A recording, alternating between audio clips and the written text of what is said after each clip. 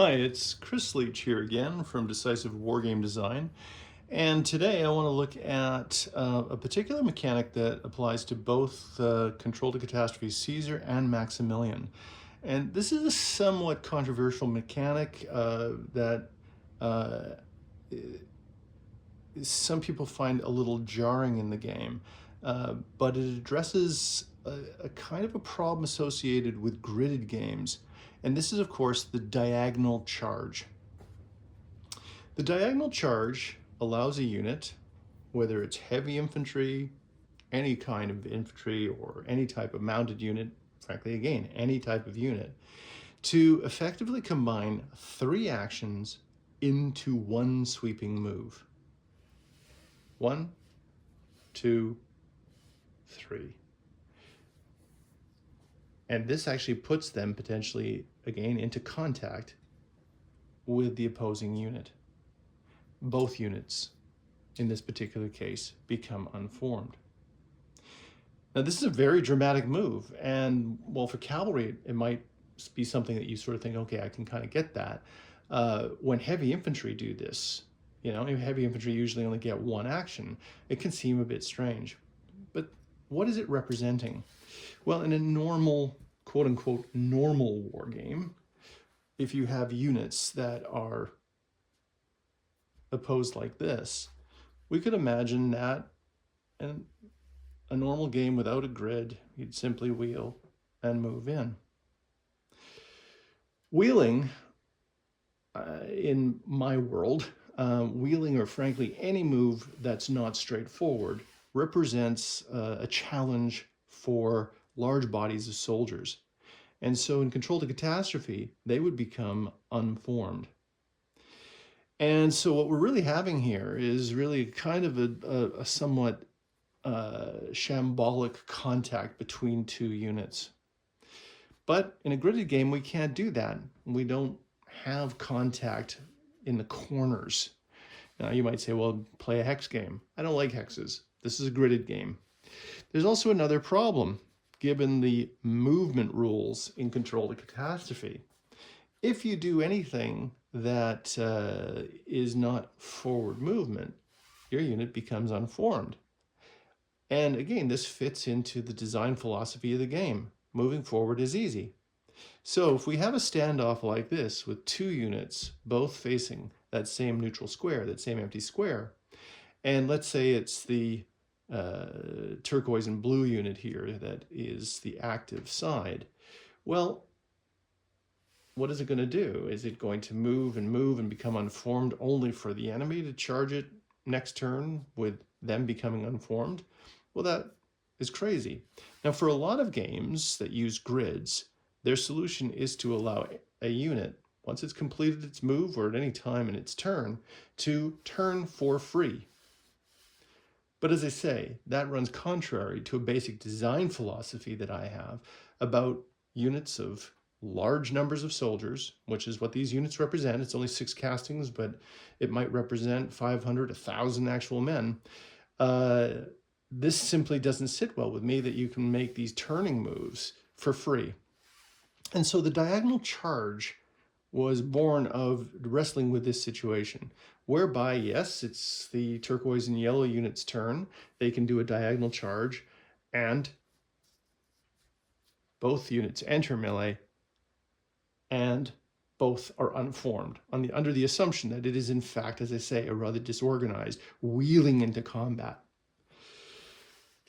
Another thing that I allow, given the kind of peculiar nature of this maneuver, is that if these units are positioned like this, and the turquoise and yellow unit makes a diagonal charge move, I allow any unit type to turn and face. This is something that the non-active player is permitted to do. So once again, both become unformed and regular melee is resolved. So diagonal charges, represent something in the game that is a little more difficult in a gridded context. And it just allows melees to be engaged in without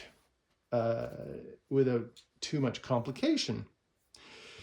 Now, where, of course, diagonal charges become particularly effective is when there's already a contact, a melee, that has occurred maybe from a previous turn or even in the current turn. So here we have, once again, the turquoise and yellow units are the active side. They charge in, the units meet at the grid line, and now this unit here decides, okay, I am going to perform a diagonal charge with the intention now of causing grief to this unit here.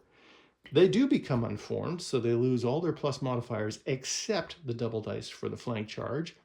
But of course, being flanked and of course engaged with a unit that's done a diagonal charge, they automatically become unformed. So this red unit of cavalry, Romans as it happens to be in this particular case, are now in deep, deep trouble. They will be fighting 2 units. They are unformed, rolling, of course, 1 less die in the melee.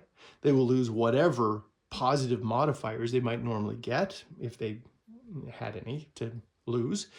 And of course, the turquoise and yellow units will both double their dice against that unit. This is pretty nasty. Now, something that's important about the diagonal charge rule is that you have to be in this diagonal position, orientation, before initiating the diagonal charge. If the units in the turquoise and yellow turn were actually like this, were positioned, so not aligned, this charge might occur, but this unit with its 2 actions would not be able to do a diagonal charge because they have not started the turn in that diagonal orientation and have a choice to either move into this position in anticipation for next turn to do a diagonal charge, or they might decide, look, I don't want to become unformed. I'm going to move into this position this turn. Next turn, next active turn, I'm going to turn, and only on the 3rd active turn are we going to press home the charge at full effect as a flank charge. So the regular flank charge is, of course, the nastiest. If you do a diagonal charge and you become unformed, you lose all your plus modifiers, except double dice. So if these were just regular Macedonian lancers, they would have a combat and control value of 4. They would also get, on their first turn of melee, potentially 2 shock dice. But being unformed, they would lose that, and of course they're unformed, so they go down to 3.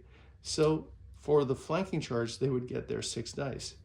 If, however, this was just a flank charge without being a diagonal charge, they would get their, in the first turn, 6 dice, but they would double it to 12 dice that first turn. So a regular flank charge, and where you're going in clean, not unformed, can be devastatingly effective. So there's a little bit of a decision there. Generally speaking, however, though, the advantages of a diagonal charge against a unit already engaged in melee is really quite compelling. So in fact, again, if you start in this position and perform the diagonal charge in your active turn, it can be a very, very effective way of getting that, what amounts to an overlapping attack, flank attack, whatever you want to call it, but in mechanical terms, it's a flank attack, but unformed. And so there you have it. That's the diagonal charge. It's a design decision that I made to approach it this way. By the way, I did go through a number of permutations of this, differentiating a diagonal charge in a case like this where it ends up on the flank, differentiating this as a wing attack or something like that, versus the pure flank charge. But at the end of the day, this was the simplest, cleanest way to write the rule, short of just simply allowing free turning moves. Anyway, I hope that makes some sense and rationalizes the approach I've taken. Thanks for watching. Take care.